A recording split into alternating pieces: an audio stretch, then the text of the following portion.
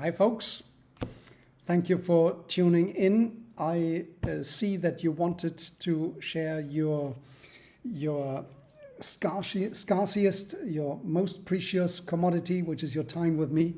And I thank you from the bottom of my heart for you to do this. And I hope I will give you some added value so that the time spent is well spent.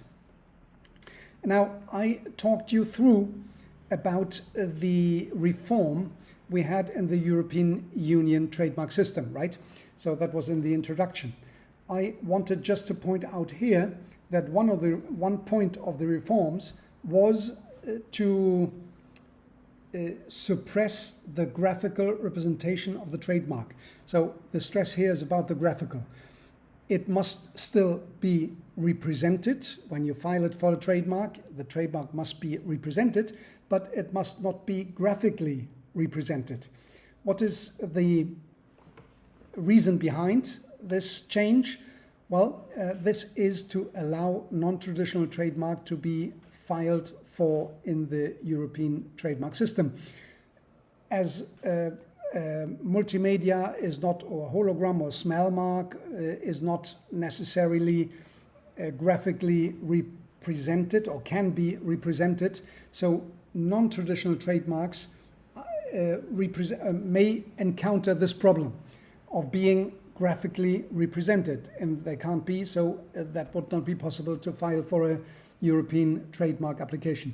So as this has been ruled out, the graphical is out, so it must be represented anyway, then it is possible for you to file for any non-traditional mark in Europe. So the goal of reform was to extend the possibility for trademark application to any trademark possible, letting also future evolution come into play. That is, what is your take about for that? The first takeaway, I would say, for today. The second is there are a lot of trademarks, a lot of kind of trademarks existent. So there are the traditional marks, which are the word mark, the figurative mark, and the complex mark, which has a combination of both. These are practically 90% of the trademark applications you have in Europe, and I will focus on that. There are many other non-traditional trademarks which I will not focus on. And there are the collective and the certification marks. I told you that in the GI series. If you are interested in them, please go to the GI series and you will get them.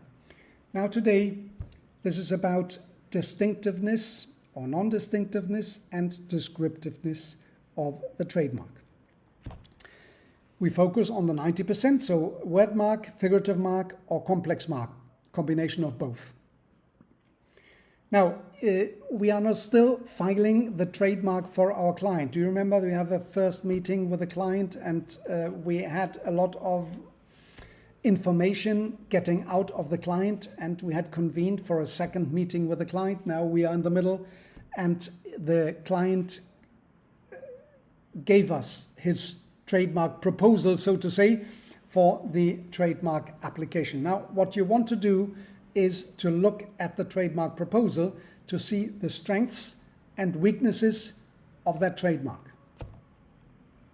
Now, what you have to do is to assess whether this trademark is distinctive or non-descriptive.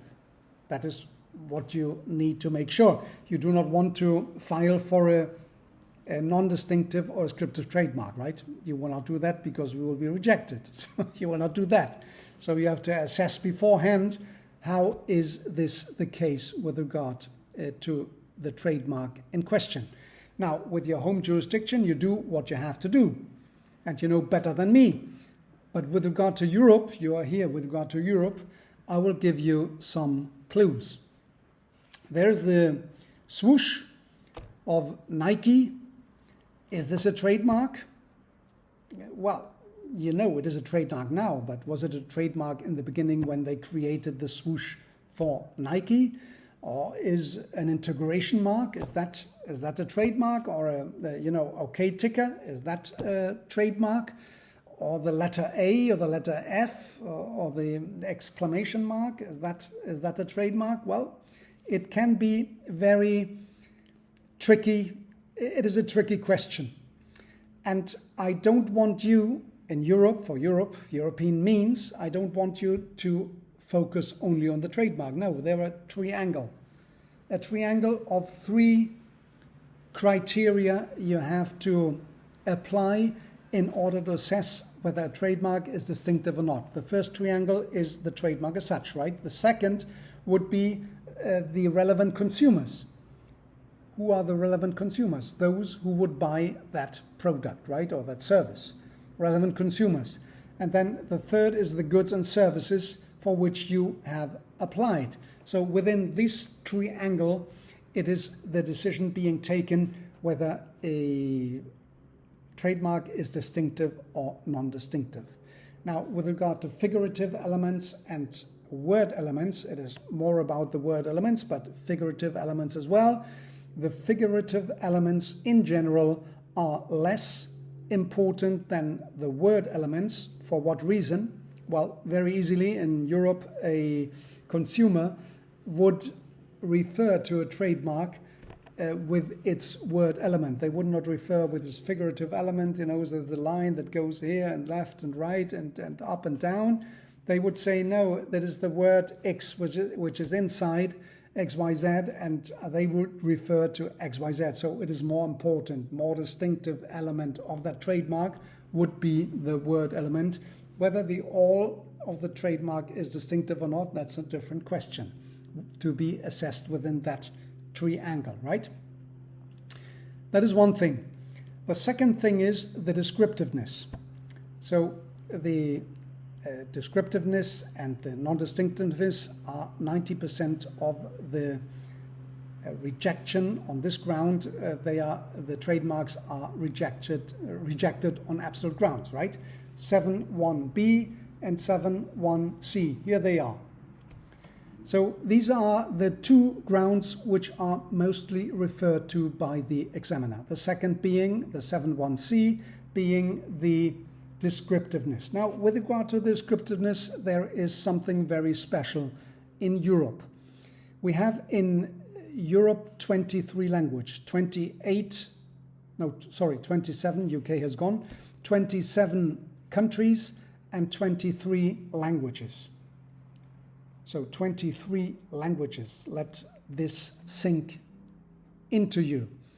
23 languages meaning that if you have a word element within the trademark which is proposed by the client to you, you have to look up in 23 languages what is, if there is, a possible meaning for that word. And if that word is descriptive with regard to the goods and services and the consumers, the relevant consumers, then you would suggest to your client to change the trademark into something which is not descriptive. Being the alternative, if it is descriptive in Switzerland, you can skip the meaning in Switzerland into something else, and you don't care about Switzerland, filing something in Switzerland, but you would keep the rest of the European Union in. It's a bad example because the languages of Switzerland are also languages of the European Union, so it is a bit of a nonsense example, but you get my idea, right? Now, let me go further. Something is non-distinctive or descriptive, right?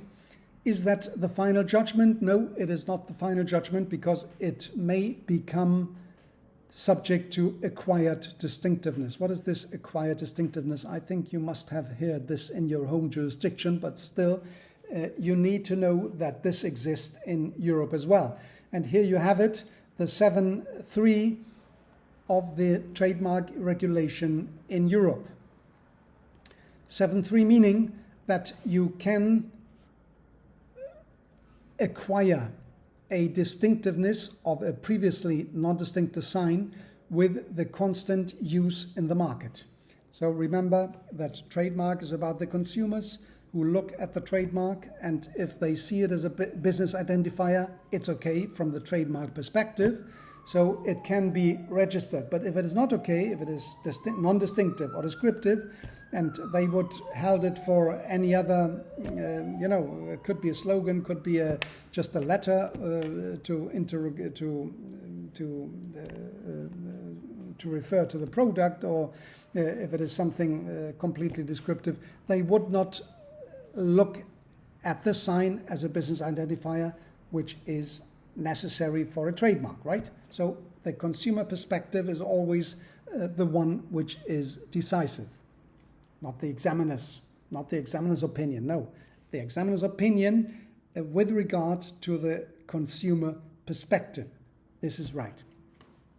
Okay, acquire distinctiveness. If you use a generic term for 3 years, at first the consumer would see it as a descriptive term.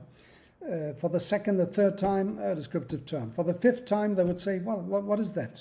I see it all the time, and I will look into it. And he perceives that, that has to be linked with the company.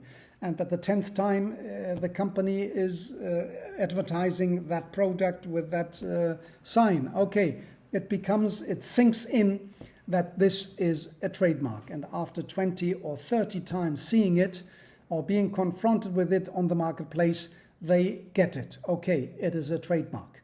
So acquired distinctiveness through use, that is the legal term we would use for this, and this is 7.3 of the trademark regulation. Now, what does the trademark applicant have to present in order the examiner to understand, well, this has become acquired distinctiveness over time through use? So he would normally present what is a market survey, that the majority of consumer perceive that sign precisely as a trademark for that product. That would ideally be the case. Some turnover figures and some kind of propaganda, of ads, what the company has being presented to the public, etc., would complete a set of evidence convincing the consumer that effectively this has become acquired distinctiveness through use. Now, if the descriptiveness was only in one country, admittingly in Romania, so you have to present only for Romania that evidence. For the rest, it was not descriptive. So in any other country, in any other language zone, it is possible to get through directly. So you don't need this. What you can't do is, I will present a trademark application for all European states except Romania. No, it's not. We have a unitary system, unitary title, so it is for all or for nothing. So in that case, Romania would need to present some evidence with regard to Romania. Right? Okay, let's come to another thing, which is you may encounter in decisions from the examiner that they say if this sign is not is descriptive. So if it is descriptive, it is on this account also non-distinctive. Here it is. This is the phrase you often see within the trademark decision when a trademark application is being rejected, right? So you want to understand this. This is from the General Court, European General Court. They said it once and is repeated in every examiner decision, but it's not being taken very seriously, because if you are able to get the descriptiveness out of the way, the non-distinctiveness will be also out of the way. But you will see this and you understand now what is the reason behind and how you will have to react. Well, thank you for sharing your time with me. I'm happy to have been some value, have created some value for you. Thank you.